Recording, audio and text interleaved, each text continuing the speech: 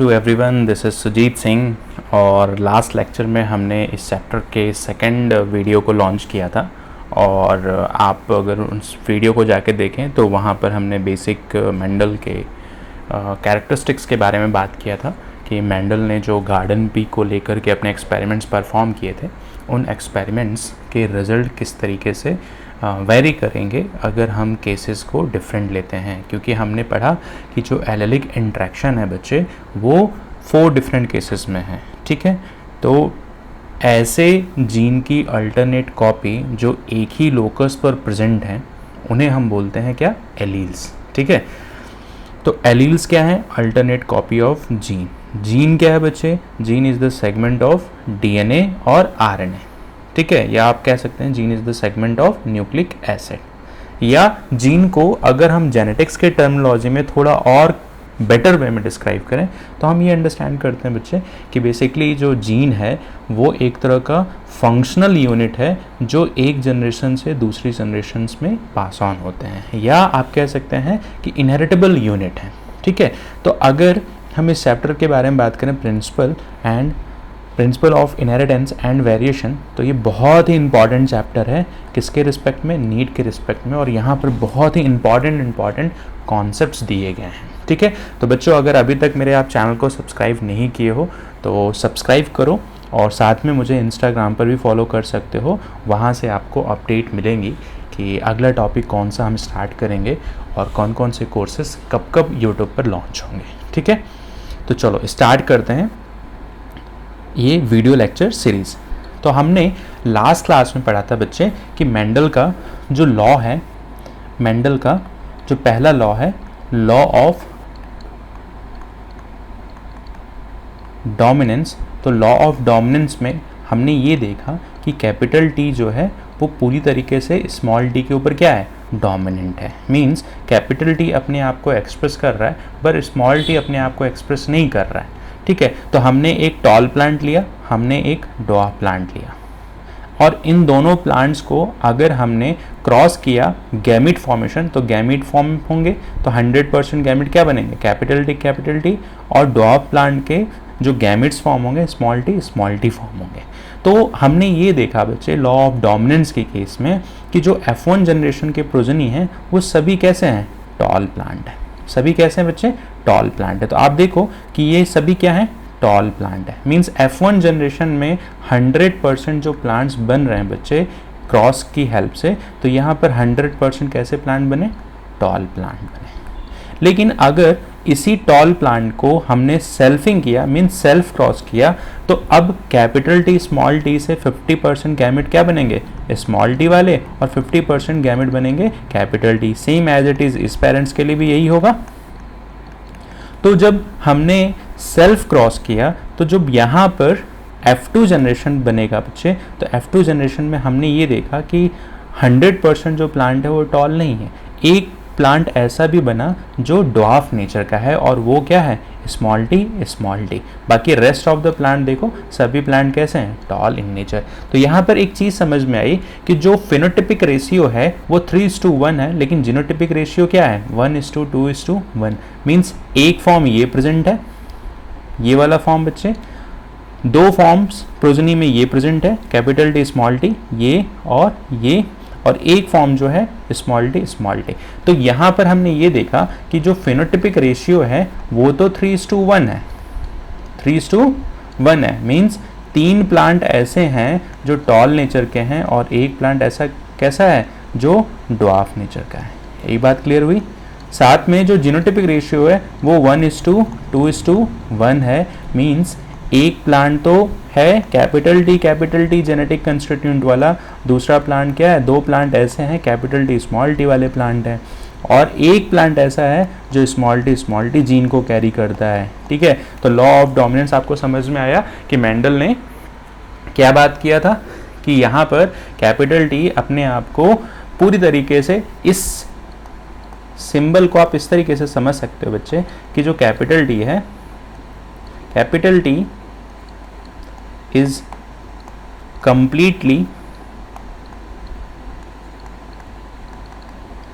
dominant on small t। ठीक है, तो देखो एक टर्म आता है यहाँ पर टेस्ट क्रॉस, एक और टर्म आता है टेस्ट क्रॉस, टेस्ट क्रॉस। एक तो है बच्चे सेल्फ क्रॉस और दूसरा है टेस्ट क्रॉस।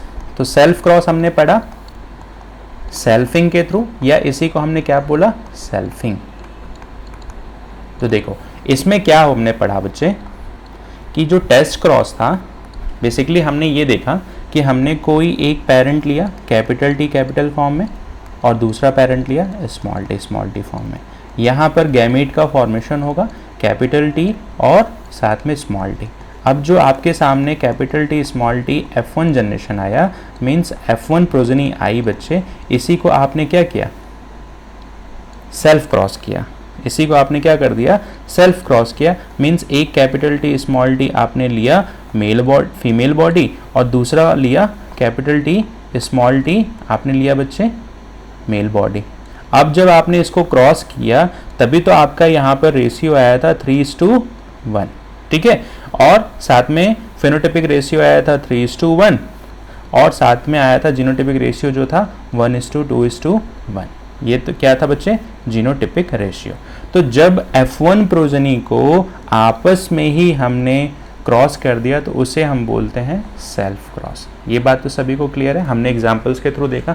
लेकिन बात आती है बच्चे यहाँ टेस्ट क्रॉस की। तो टेस्ट क्रॉस को आप इस तरीके से समझ सकते हो कि जब भी अगर हमने एक कैपिटल टी के फॉर्म में लिया पेरेंट और दूसरा स्मॉल टी के फॉर्म में एक पेरेंट लिया, इनसे जो F1 जनरेशन बनेगा बच्चे वो क्या बनेगा, कैपिटल टी स्मॉल टी बनेगा। ये क्या है, F1 प्रोजनी है। अब इस F1 प्रोजनी को कैपिटल टी स्मॉल टी को आपने क्रॉस कर दिया या तो रिसेसिव नेचर से या आपने क्रॉस कर दिया कैपिटल टी स्मॉल टी से। तो इस तरह के क्रॉस को आप क्या बोलते हैं, टेस्ट क्रॉस। इस तरह के क्रॉस को आप क्या बोलते हैं, टेस्ट क्रॉस। बात समझ में आया। अब देखो इसी को हम थोड़ा, इस वाले केस को हम थोड़ा डिटेल में देखते हैं। तो बेसिकली हमने ये अंडरस्टैंड किया बच्चे कि जो टेस्ट क्रॉस है, जो टेस्ट क्रॉस है, टेस्ट क्रॉस में होता क्या है कि F1 प्रोजनी हमेशा कैपिटल टी स्मॉल टी के फॉर्म में आएगा, कैपिटल टी स्मॉल टी के फॉर्म में आएगा। अब आपने इसको क्रॉस किया किससे, रेसेसिव ट्रेट से। अब आपने इसे क्रॉस किया किससे, रेसेसिव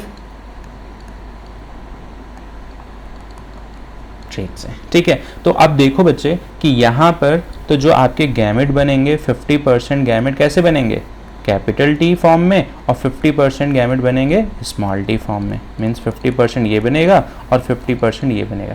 बट यहाँ की केस में 100% क्या बनेगा, स्मॉल टी स्मॉल टी। अब देखो जब भी आप इसको क्रॉस करोगे बच्चे तो आपको मिलेगा क्या कि कैपिटल टी स्मॉल टी आपने क्रॉस किया और दूसरा आपके सामने क्या प्रोजनी मिलेगा, कैपिटल टी स्मॉल टी, ठीक है। तो आप देखो कि जो टेस्ट क्रॉस की प्रोजनी का रेशियो होता है वो हमेशा 1:1 के फॉर्म में होता है। हमेशा कैसा होता है, 1:1 के फॉर्म में होता है। बात समझ में आया।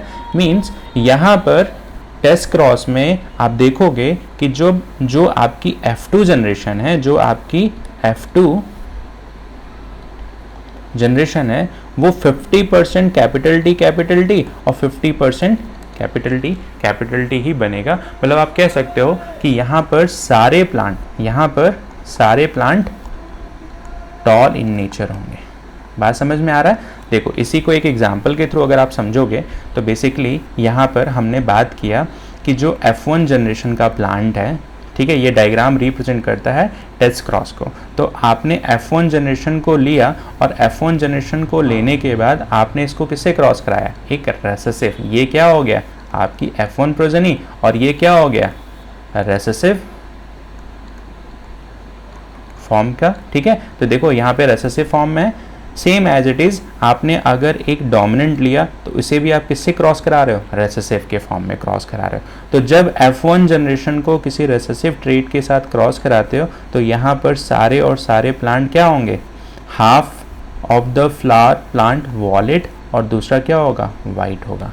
और अगर इसका केस आप लेते हो जो कैपिटल डोमिनेंट फॉर्म में है, डोमिनेंट जीनोटाइप में है, तो आप देखो यहाँ पर सारे प्लांट कैसे आ रहे हैं बच्चे, वॉलेट आ रहे हैं। ठीक है, यही चीज़ हमने यहाँ पर अंडरस्टैंड किया कि यहाँ पर जितने प्लांट बन रहे हैं F2 जनरेशन में आफ्टर टेस्ट क्रॉस में, तो सारे प्लांट कैसे आएंगे, टॉल इन नेचर आएंगे। बात समझ में आ रहा है। अब देखो एक चीज़ और आप इसको अंडरस्टैंड करो कि यहाँ पर एक टर्म आता है,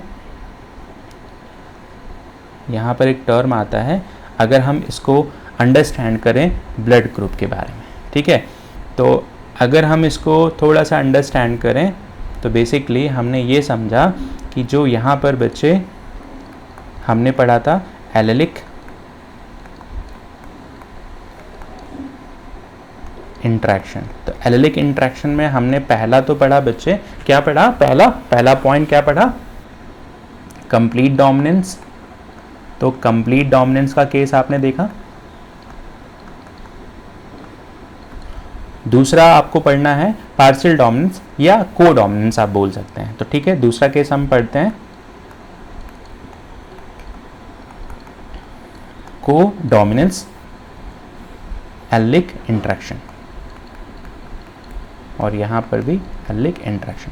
तो देखो बच्चे को डोमिनेंस का मतलब ये होता है, आप इसको इस तरीके से समझ सकते हो कि सपोज अगर कोई B1 जीन है और कोई B2 जीन है, तो किसी कैरेक्टर को एक्सप्रेस करने के लिए इनमें दोनों इक्वली फॉर्म में एक्सप्रेस हो रहे हैं। Both the allele are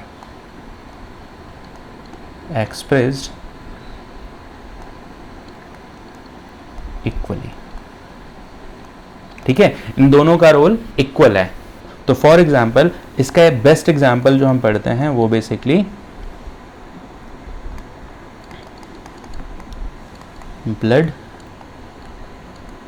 group के रिस्पेक्ट में पढ़ते हैं। तो बेसिकली यहाँ पर होता क्या है कि अगर हम देखें तो जीन आई जो है इसकी 3 डिफरेंट एलील्स होती हैं। ठीक है, एक तो है IA, दूसरी है IB और तीसरी है स्मॉल I। ठीक है, इस चीज़ को आप समझिए कि जो पर्सन का जो ब्लड ग्रुप है और किसी भी पर्सन में कोई 2 कॉपी ही प्रेजेंट होती है।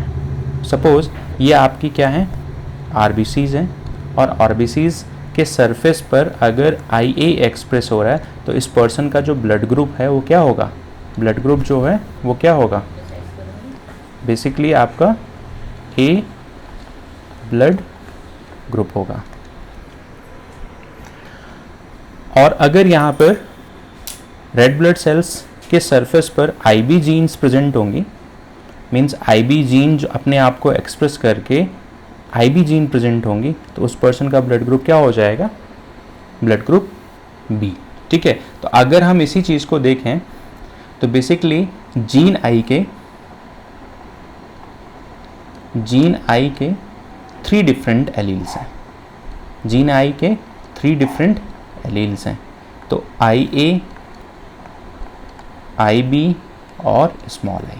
ठीक है, अब IA अपने आप को एक्सप्रेस करेगा तो सरफेस पर A एंटीजन होगा, और A एंटीजन रिप्रेजेंट करता है ब्लड ग्रुप A को, सेम एज इट इज़ ये रिप्रेजेंट करता है ब्लड ग्रुप B को, और ये रिप्रेजेंट करता है ब्लड ग्रुप O को। बात समझ में आ रही है। तो देखो किसी भी पेरेंट्स के अंदर कोई 2 कॉपी प्रेजेंट होगी। तो अगर हम इसको एग्जाम्पल के थ्रू समझें तो पेरेंट A में IA प्रेजेंट हो सकता है, IA या IB या स्मॉल I प्रेजेंट हो सकता है। तो अगर IA एक पेरेंट से आ रहा है और पेरेंट B से IA आ रहा है, तो इनका जो जीनोटिपिक कॉम्बिनेशन बनेगा कैपिटल A बनेगा, तो इस पर्सन से जो ऑफस्प्रिंग प्रोड्यूस हो रहा है वो ब्लड ग्रुप क्या होगा, A होगा। सेम एज इट इज़ अगर हम मान के चलते हैं कि एक पर्सन से ब्लड ग्रुप जीन I का फॉर्म IA आ रहा है और दूसरे पेरेंट में क्या प्रेजेंट है, IB है, तो इनका जो जीनोटाइपिक कॉम्बिनेशन बनेगा IA और IB बनेगा। तो इनमें इनसे बनने वाला जो पर्सन का ब्लड ग्रुप होगा वो AB होगा। सेम एज इट इज़ अगर हम अगले केस को देखें तो पहले पेरेंट से हमारे सामने क्या आया, कैपिटल A और स्मॉल I। तो इनका जो जेनेटिक कॉम्बिनेशन आएगा, इसमें क्योंकि स्मॉल आई में कोई भी एंटीजन नहीं प्रेजेंट होता है, तो इनका combination capital A small I, तो इनसे पर्सन का ब्लड ग्रुप क्या बनेगा, कैपिटल ए, मीन्स पर्सन का blood group A blood group type बनेगा। सेम एज इट इज़, क्योंकि स्मॉल आई में कोई भी एंटीजन नहीं प्रेजेंट होता है, तो आप देखोगे कि यहाँ पर स्मॉल आई कॉम्बिनेशन ये बनेगा और पर्सन का ब्लड ग्रुप क्या होगा। ठीक है, तो आप समझ पा रहे हो कि किसी भी पर्सन का जो ब्लड ग्रुप है वो किसके ऊपर डिपेंड करता है कि जीन आई की कौन सी फॉर्म प्रेजेंट है। ठीक है, सपोज अगर मदर साइड से आई ए है और फादर साइड से आई बी है, तो ए एंटीजन भी बनेगा, बी एंटीजन भी बनेगा, तो जो बनने वाला पर्सन होगा उसका जीनोटिपिक आई ए आई बी होगा, तो इनका जो ब्लड ग्रुप होगा वो ए बी ब्लड ग्रुप होगा। बात समझ में आ रही बच्चे? अब देखो, पर्सन का ब्लड ग्रुप तो जीन आई के ऊपर डिपेंड करता है कि जीन आई की कौन सी अल्टरनेट एलील्स प्रेजेंट है। जैसे हमने पढ़ा कि जीन आई की 3 अल्टरनेटिव्स प्रेजेंट हैं, आई ए, आई बी और स्मॉल आई। ये जब अपने आप को जीन एक्सप्रेस करता है तो ए एंटीजन बनता है, ये अपने आप को एक्सप्रेस करता है तो बी एंटीजन बनता है, और ये कोई भी एंटीजन को प्रोड्यूस नहीं करता है। बात समझ में आ रही है? और यही एंटीजन जब ब्लड में प्रेजेंट होते हैं तो उस पर्सन का ब्लड ग्रुप डिटरमाइन करते हैं कि पर्सन का ब्लड ग्रुप क्या होगा। सपोज अगर यहाँ पर हम देखें तो आई ए है, यहाँ पर कोई एंटीजन नहीं है, इनसे बनने वाला जीनोटिपिक कॉम्बिनेशन ये होगा, तो ए आई ए जीन जो है वो ए एंटीजन बनाएगा, इसीलिए पर्सन का ब्लड ग्रुप क्या है, ए ब्लड ग्रुप है। ठीक है, अब बात आती है कि जो ब्लड ग्रुप है वो तो डिसाइड हो गया जीन आई के एंटीजन के प्रेजेंस और एब्सेंस के बेसिस पे, लेकिन यहाँ पर हम 2 चीज़ें और देखते हैं कि पर्सन का ब्लड ग्रुप पॉजिटिव है या नेगेटिव है। तो ये दोनों जो चीज़ है ना वो RH फैक्टर के ऊपर डिपेंड करेगा।